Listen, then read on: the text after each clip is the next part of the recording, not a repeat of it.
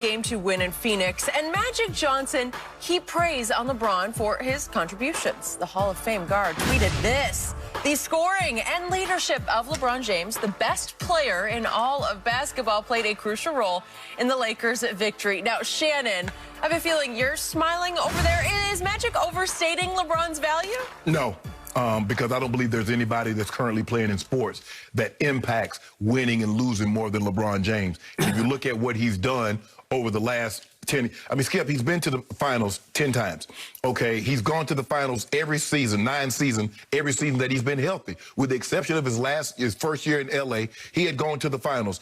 Everywhere he goes, instant championship. If you remember, Skip, when he joined the Heat hadn't won a playoff series since they won the title in 2006. He leaves, they go to, before I go to that, he leaves the Cavaliers. Not only after he leaves the Cavaliers, they get the #1 overall draft pick in Kyrie Irving. They get the #1 overall draft pick in Andrew Wiggins, the #1 overall draft pick in Anthony Bennett. That's what happened when he left Cleveland. They were in shambles, the second worst record in the NBA when LeBron left. He goes to Miami, who hadn't won a playoff series since they won the championship in 2006. What do? 4 straight finals, 2 championships. He goes back to the Cavaliers. If you remember, Skip, I think Miami was in the lottery, but we can talk about that a little later. Goes back to the Cavaliers, 4 straight finals. Wins the finals. He goes, what did he do when they leave? The Cavaliers, look at him now. In the lottery every year. He goes to the Lakers, playing well, gets injured, nothing happens. Next year, championship. So I agree with Magic. Skip, is he as overpowering, game in and game out, possession in, possession out as he once was? No. He can still dominate you. Don't get it twisted. His IQ is off the charts. If you watch the game the other night, Skip, he pick and choose. He's like, you know what? 80 them doing well. Drum them doing well. Oh, now y'all really need me to insert myself. Okay, insert here. Boom. Ball game's over. So I agree with Magic Johnson. No one impacts winning and losing. And this is 18th year for LeBron James. He's had 3 all NBA teammates. Anthony Davis is his only one, first team all NBA. D-Wade made 1 third team, 2 second teams. Kyrie made a 3rd team. I think his first or second year there with LeBron. In reference, Tom Brady has had 17 first team all-pro teammates. 5 of them been on offense. Gronk, Randy Moss, Wes Welker, Logan Mankins, and Matt Light. 12 on defense. I thought in defense is how you win championships.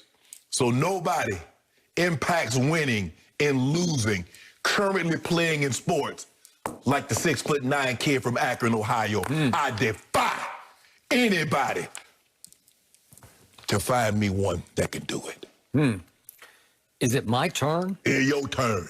I'm just glad we have a roof over our heads, or God would have struck you with lightning for what you just said, because it was pure blasphemy. It was heresy. It was so out of bounds that I'm embarrassed that we're doing this topic in the direction you took it. You just said that LeBron James is more valuable to his team than Tom Brady is to his team. Yes. Correct? Yes, that's what I said. What part about that did you hear? Okay, I'm going to start from the start with Magic. I love Magic Johnson. I rank him the 2nd greatest basketball player ever to Michael Jeffrey Jordan. But obviously, his GM reign ended badly with the Lakers, and ever since, he has been trying to preach back to the Laker Nation choir because he loves to be loved and he wants to re-ingratiate himself as the #1 Laker ambassador. And the quickest way to do that is to tweet greatness about LeBron James, because that's the quickest way to win back Laker Nation. Magic place in Laker lore is secure. He can say whatever he can say. The Lakers terrible for the next 50 years. Magic Johnson is secure. Did it not end badly when he was the GM? Well, didn't it end bitterly? Yes, it did. He did Jeannie a favor to give the Lakers credibility. He said she asked her good friend Magic, because they're very close in age, Skip. They basically grew up together. Can you come do me this solid? He did that solid. But, Skip, that's not in Magic's heart. Magic is a businessman. He want to do things outside of basketball. I got you, but it did end badly, and ever since, he's been on Twitter trying to say, ain't we great? And I love that about him because that's how his heart is. Let me ask you a question. He bleeds purple and gold. Do you believe LeBron would have come to the Lakers if Magic Johnson hadn't been the GM at the time? I don't know that. I mean, the Lakers are an institution that supersedes even Magic Johnson. So the sun out here in the West Coast, it's the sun, not because of Magic. It's just like God was good. So he was coming with Jim Buss and Mitch Kupchak. Okay. Well, again, the Lakers are the Lakers, and living in L.A. is, as you well know, living in L.A. Jim Buss, the one that signed Lou Alding, that signed Timothy Mozgov. And stop. Hollywood is Hollywood. And Michael B. Jordan is Michael B. Jordan, right? And you pursue that path also, and he's pursuing both at the same time and doing famously. So I give you all of the above. Just the other day on the show, we went back and forth about who's the most valuable Laker, not sports. Oh, no, you went back and forth. Yeah, I ain't go back and forth with you. I'm just playing off what LeBron said. We go as AD goes. When he comes back and he's AD, then we'll be the Lakers again. Well, that indicated to me that LeBron says he's a little more valuable than I am at my stage and age. Can you ask me a question? Can you answer me this? Where has LeBron been in which his team has not at least made it to the finals? Name the team that he's played on. All right, I'm about to name lots of teams. Okay, so on Sunday at Phoenix, there's no Chris Paul. Monty Williams had to pull Chris Paul and barely play him in the second half because, as Monty said, he couldn't even run. He couldn't pass the ball with his right hand the way he usually does. So he was a complete liability on offense. So it's complete advantage Lakers. And everybody chipped in. Everybody had a good game. You were raving yesterday about Schroeder. Was Schroeder not? Is that possibly the best game he's played as a Laker? Oh, you're talking about Tuesday night's game. Tuesday night's game. Okay, well, he was really good the other day. He scored 24 on Sunday, right? No, okay. Tuesday. Last Tuesday night. Okay. 24 he scored Sunday. Schroeder. Okay. Sunday, right? No, Tuesday. Sunday they lost. Okay. No, they just won. They just won Tuesday. The day is Thursday. Okay. That's the game you're talking about. Okay, I see what you mean. Okay, all right, Tuesday. Yeah, you're talking about Tuesday. So they lost on, but Schroeder scored 24 in the last game. Yes, Tuesday, yes. Okay, and you're raving about Big Penguin. He goes 15 and 12. Yeah. Did that help? Drum dog millionaire. And how about the most valuable Laker? AD goes 34 and 10. Was that not good? Yeah, and in the fourth quarter, AD scores 14 and LeBron scores 5. And Magic's tweeting, the scoring and leadership of LeBron James, the best player in all of basketball, played a crucial role in the Lakers' victory.